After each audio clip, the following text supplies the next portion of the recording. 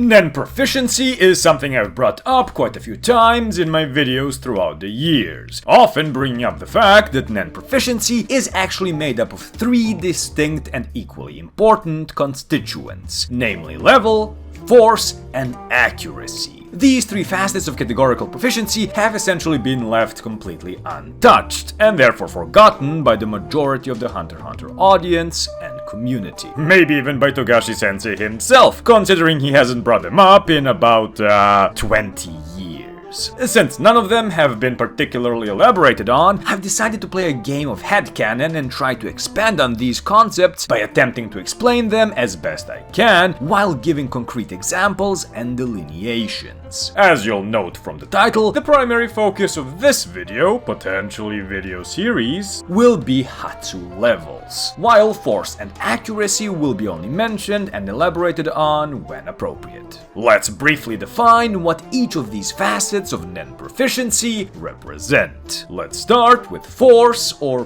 power, depending on the translation. This one is the least obscure and simply represents how potent a particular Hatsu is. This is what Kurapika gets a boost to while in Emperor time, allowing him to create an extremely potent, conjuration facilitated but enhancement based healing Hatsu that is his holy chain. Now, accuracy or effectiveness, we essentially know nothing about. In my mind, it can only refer to one of 2 things. Either A, the speed of Hatsu learning and acquisition. This would mean that a conjurer like Kurapika would learn manipulation-based techniques and Hatsu at a rate of 60% when compared to his innate category. Or, in my mind more likely, B, it refers to the level of finesse, skill, and adaptability one can achieve with a particular Hatsu. For example, think of all the ways Hisoka expertly utilizes his bungee gum, by adapting the level of its rubberiness and gumminess on the fly owing to his genius level talent and status as a transmuter. However, an equally talented emitter tapping into transmutation to produce a similar Hatsu, for whatever reason, couldn't come anywhere close to the level of degree of precise control and finesse. Lastly, we have Hatsu levels. Hatsu levels designate the overall degree of skill a Nen user needs in order to achieve and manifest a specific Hatsu, depending either on its innate or multi-categorical complexity. In other words, we can say that a Hatsu's level refers to a Hatsu's complexity, and I believe there are 2 types of complexities. The first is innate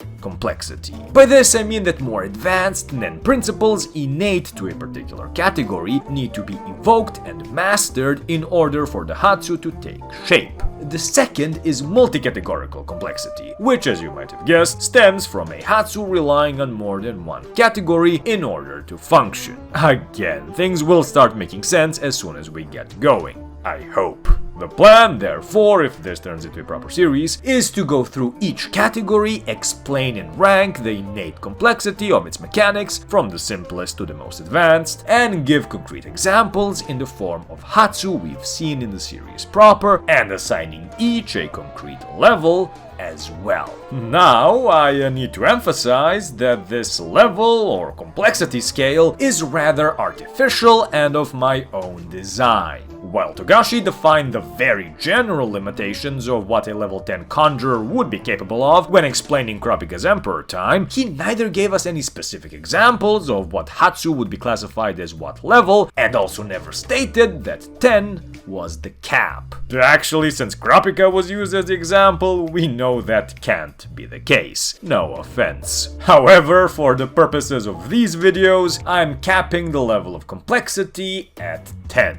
Finally, yeah, I know, we're starting in a moment. Something that I need to clarify right off the bat. A character having a low-level ability does not make them weak or is in any way meant to reflect poorly on their overall power or proficiency with their category. As I've said, apart from Hatsu levels, one's force and accuracy, as well as overall aura power, all determine how effective and potent a Nen user's Hatsu is. For example, while Uvogin's Big Bang Impact is the lowest of the low when it comes to pure complexity, literally relying solely on a basic principle of Nen mechanics to make it work, no one in their right mind is going to call it ineffective or weak.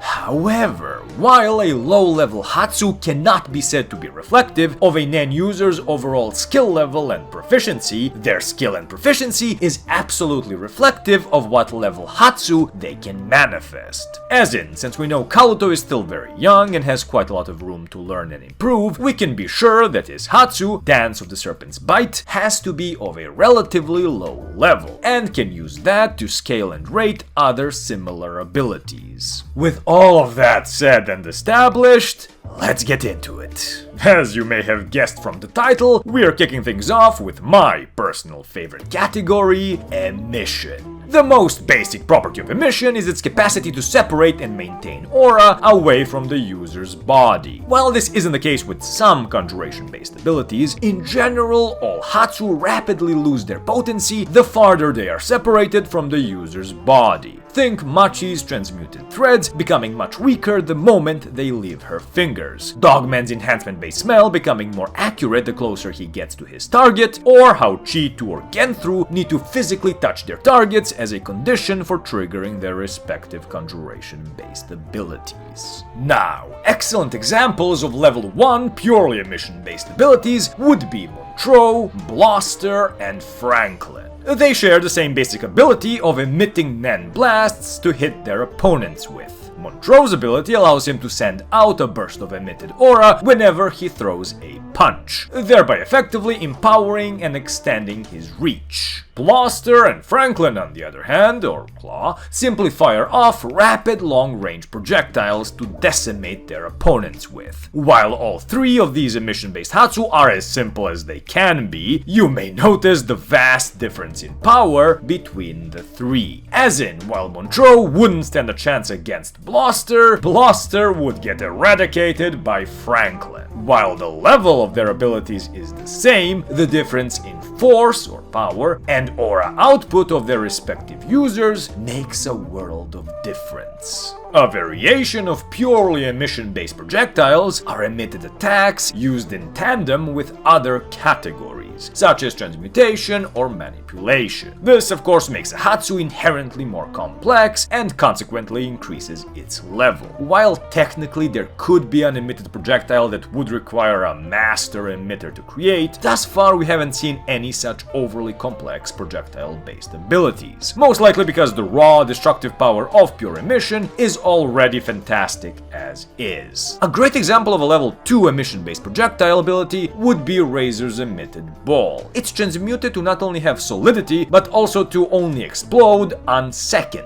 impact, since if it were to function like a regular emitted projectile, it would explode the moment Razor served it. At level 3, we have Silva and his emitted balls, which seem to be transmuted to mimic the property of, something. While we have no idea what property exactly his aura is supposed to mimic, in the anime at least, it's obvious it's not just simple emitted Nen, though this could very well be a case of the animators taking some creative liberties. I wonder if being a total dud is a property transmutation can mimic. Next, an example of a level 5, arguably a level 6 emissive ability, though I'm not sure I'd go quite that far, would be Zeno's Dragon Head. While technically not emitted during his battle with Chrollo, since it was still attached to him, Zeno's dragons are transmuted to mimic solidity and have almost a Bungee-Gummy property to them, being able to mimic elasticity to an unknown extent. Since he seemingly used the same Hatsu to send Meruem and Netero on their merry way, we can assume that the dragons used against Chrollo can be emitted and effectively used as projectiles. Since they're also capable of changing direction, this would make them quite multi-categorically complex, as it would necessitate the application of manipulation as well. This is all based on the assumption that the dragon head used against Chrollo and the ability used to send Meruem and Netero away are the same core Hatsu. But since we don't have any reason to think otherwise, I'll assume Dragon Head is the basis for all of Zeno's dragon-esque abilities. In any case, as a level 5 emissive ability, Dragonhead would essentially be entirely inaccessible to conjurers and entirely inefficient for most non-emitters. Though if we ignore its emissive capabilities, I can easily see a transmuter developing a similar Hatsu. A more innately complex application of emission would be the manifestation of emitted Nen beasts. While Nen beasts are more often than not conjured, they can be emitted as well, such as was the case with Shakomono, Razor, and most likely Goreinu. Now, while I don't see the simple creation of an emitted Nen beast as really innately complex at all, since all that's needed for that is long-term maintenance of Nen separated from one's body and given form through basic transmutation, which would be a level 2 ability at most, Nen beasts are in practice much more multi-categorically complex, since they require extensive use of manipulation in order to do anything. And the level of complexity only increases if the Nen beasts are afforded special properties or abilities on top of that. To get into specifics, let's start with Shakomono and his 11 black children. Yes, that is the name of the ability. Now, whether his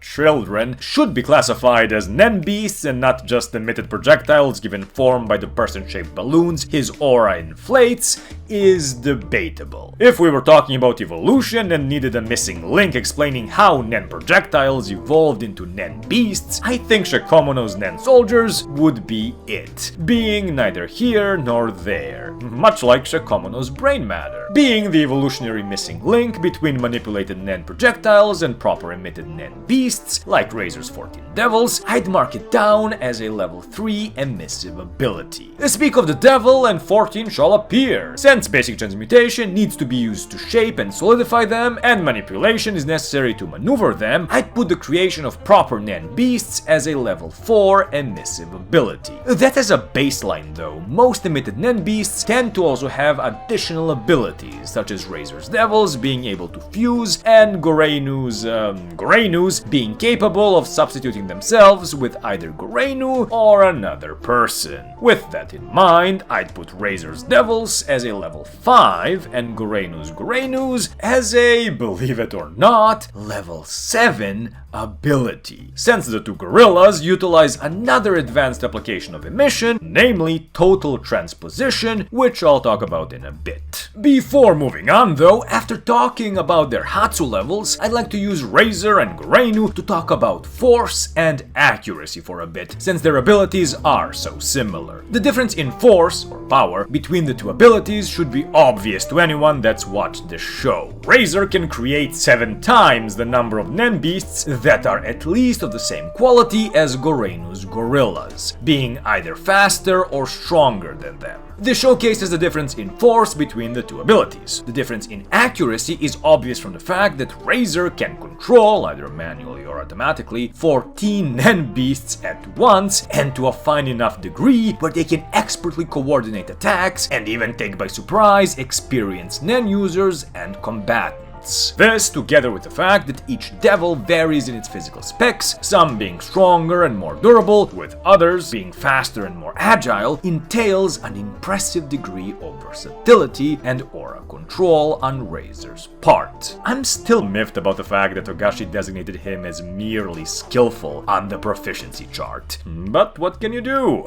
Except bitch on the internet. From firing off aura projectiles and emitting Nen beasts, we move on to the emission mechanic of aura transference. Pure aura transference is a mechanic we've seen utilized by Knuckle to lend aura to the opponent tagged with a conjured APR, as well as by Meruem to synthesize into himself the aura of those he devoured, seemingly permanently. Now, while both involve aura transference, the fact that one is temporary while the other permanent puts these Hatsu into completely different leagues. While I'd rank temporary aura transference by itself as a level 3 emissive ability at the most, which makes sense since as a conjurer, Knuckle would be incapable of utilizing Emission's more advanced mechanics, owing to it being his opposite category, a Hatsu such as Meruem's involving permanent aura transference would, I believe, entail not only a difference in degree, but in kind.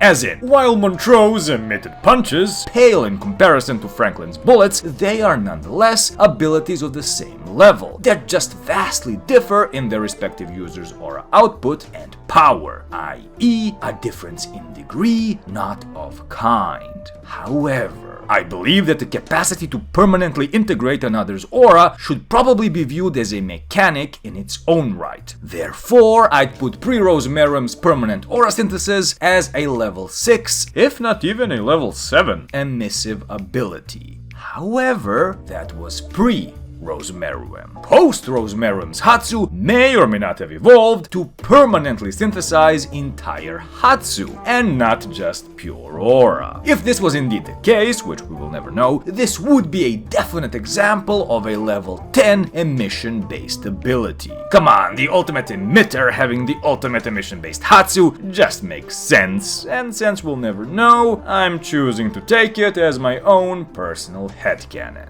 Much like most of this video. Now, a more advanced application of aura transference is the ability to transfer not pure aura, but certain properties, features, or states. Think Lynch being able to punch and transfer a target's inner voice into her head to interrogate them, or how Terrabellum is able to transfer damage at the moment it's dealt to other objects, people, or himself. Now, this mechanic of emission is a bit tricky to quantify, since I think the level of the ability would drastically vary based on what is being emitted and transferred. For example, while I'd rate Lynch's body and soul ability at a level 4, which could also serve as the minimum baseline for these kinds of emissive abilities, I'd rate Terrabellum's damage, that's the name of the ability, at a definite 5, if not potentially even a 6. Now, since Hatsu transference would fall under this ability subtype, post-Rosmerum's hypothetical permanent Hatsu synthesis would stand as its crowning jewel. There's more to discuss here. Kurapika's Steel Chain and Shikaku's Concept, both of which I believe to be emission-based, really muddied waters with regards to a bunch of preconceived notions I had about what should and should not be possible for a user of a specific category. But since that would lengthen the video by another 5 minutes at least, I'll leave it be for now and discuss that either in a separate video or when I discuss conjurers and or manipulators as a part of this series. Suffice it to say that due to its lack of conditions, I believe Steel Chain to be a level 4 conjuration facilitated but emission-based ability, similar to Holy Chain.